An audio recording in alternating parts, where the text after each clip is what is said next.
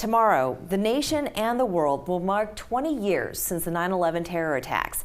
Nearly 3,000 people perished, not including our military fighting overseas.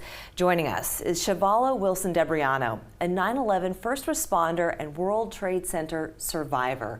Thank you so much for joining us today. Thank you.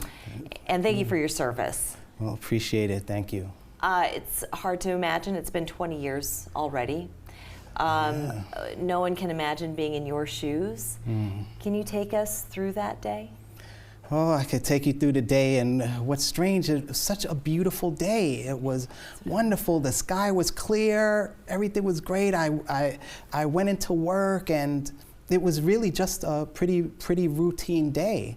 But as I was at my station with New York Fire Department, the Emergency Medical Service Division, we heard of this alarm of an explosion at the World Trade Center. And my station was in one of the outer boroughs called Queens, on the outer borough. And so they put me on standby to go in we had a big disaster medical unit based in Queens.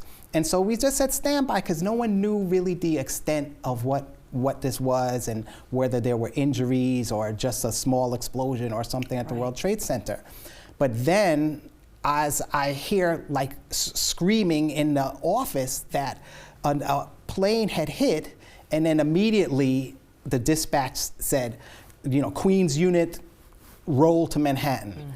And so myself as a paramedic, I had another person with me driving, and we made our way into Manhattan to get to the World Trade Center. That's about a 25-minute drive from Station 50 where you were located, is that right? 25-minute drive normally. Normally. However, there was a lot of bridges were closed, so people were turning around. We had a lot of people in the way, so it was really tough for us to get there really fast. Could you see the plumes of smoke? Could you see anything as you're getting closer and closer to the scene? And as I was getting closer, yes, I could see all this flame, and at the same time, I'm listening to my coworkers who got down there, and they were saying, "This is bad. We have injuries. We have fatalities, stuff like that." And I'm listening to it, but I remember going over what's called the Queensboro Bridge in New York, the 59th Street Bridge. I had a great view of the towers, but it turned out to be just smoke. After a moment, I couldn't even make out the towers. And it's funny, my then girlfriend Monique is now my wife. She was on this phone with me, and she's like, "Chevalo, a whole tower collapsed." And I'm like, "No, it can't." I felt my then girlfriend was exaggerating, or it couldn't be true. Even before getting there, I'm hearing maydays and guys trapped, and so I just couldn't wait to get down there. But we got down there, we didn't know the danger, we parked right by the tower that was still burning.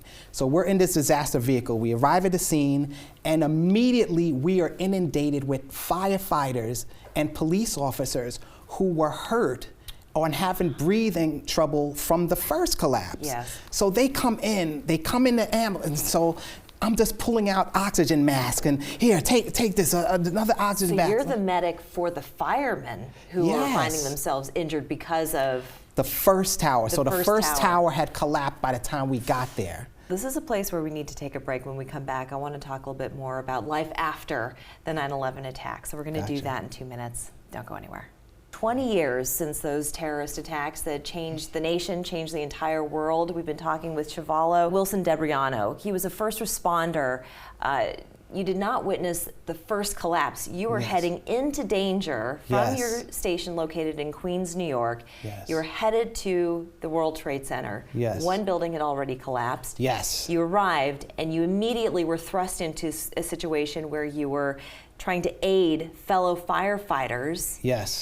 Because of their injuries. And then what happened? And then I'm in there, I'm treating these firefighters. Next thing, I hear this rumble, a strong rumble. I felt it was like underground. But the firefighters from the first collapse, they knew what it was. They're like, the second building's gone, we gotta get out of here. And they just started leaving the vehicle, and I had to follow. But I remember I stopped for a second, because I was in disbelief myself. I stopped for a second to look up. And all I could see was that gaping hole and the building twisting as it's coming down, and we just had to run. We were right by the building, so we had to run. The way you describe it, it puts chills all over my body. I think most of us can remember exactly where we were the day that this happened. Yes. Most of us were watching on TV in complete disbelief, but you were right there. Where were you mentally? I mean, did any of it sink in? How long did it take for things to sink in, to understand what happened? Years later, I'm still figuring it out, and after that day, September 11th, I mean, I spent 23 hours at Ground Zero, but then went back an additional 27 tours of duty, you know, to find the guys. To find bodies. Yeah. To find bodies. And here's some pictures that you brought, and this is just the aftermath, the rubble that was left behind. Yeah. And is this you? This is myself and another paramedic from New York City Fire Department, Kenneth Johnson. This is myself here. We were on the bucket brigade, which is, you know, you dig, you get something, and then you move one guy to the other and check for voids. And this is the survivor medal that was awarded. There's people who went to the campaign who weren't there the first day, but they helped out the other days. They got a campaign ribbon, and this was a survivor if you were there the day of. And there's one medal that I'm glad I didn't get, and that's for the real heroes who did not survive. Chevalo, you are a hero. You absolutely are a hero. And I can only imagine when this day comes around every year, is it something that you dread? Does it just bring back a flood of memories that you'd rather shut out of your mind? Is it a memorialization? How do you feel? You know, it's a sad feel. I mean, how do you recover from losing friends? Of course. And then 340, you know, coworkers. Yeah. You know, it's hard to get over that. You know, you get survivor's guilt, and you know, all these feelings come up every year. But my view is, if I can talk about it and just say never forget, so that we can learn to get along, everybody, you know, find a way to figure things out so no one resorts to having to do an act of terrorism. Absolutely. To be heard. Chevalo, I want to thank you so very much. Congratulations. Oh, thank you on so Life much. After. I know for a lot of families out there, they still feel the pain of losing their families. You certainly do, losing your friends, but you are a true hero. Oh, and may we never, ever forget. Let's never forget. Thank you so much, Chevalo. Thank you. Thank you. We're back after this.